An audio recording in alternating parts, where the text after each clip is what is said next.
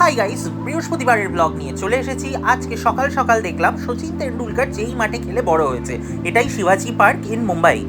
যাই হোক, অফিসে কিছুক্ষণ কাজ করে দুপুরবেলা লাঞ্চে বসে পড়েছি।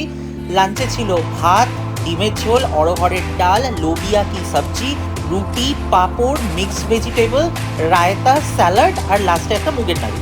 যাই হোক, থালাটা দেখে নাও। The food was amazingly tasty. এটাই দিনের একমাত্র মোটিভেশন অফিসে 12 ঘন্টা কাজ করার। আর সেকেন্ড মোটিভেশনটা হলো আরব সাগরের এই সানসেটটা দেখা। এটা দেখলে সত্যি সব ক্লান্তি কেটে যায়, কত সুন্দর লাগছে। আর ওই যে দেখছো, ওটা হচ্ছে ব্যান্ড্রাবর্লি সিলিং। তারপর বিকেলের স্ন্যাক্স খেতে চলে গেলাম। খেলাম পেঁয়াজি আর এই চাটনি ছিল। এই কলকাতার পেঁয়াজি খাওয়া মুখ বিশ্বাস করতে পারে না, বম্বের কান্দা ভাজি একদম 81 টাকা। এটুকুতেই খিদে মিটে গেছিল। যাই হোক, অনেক খেয়েছি, ব্যাগ গুছিয়ে বাড়ি গেলাম। তোমরা এনজয় করো, কমেন্ট করো, সাবস্ক্রাইব করো, অনেক ভালোবাসা দাও। শীতকাল পড়ে গেছে, নিজেদের খেয়াল রেখো, সুস্থ থেকো।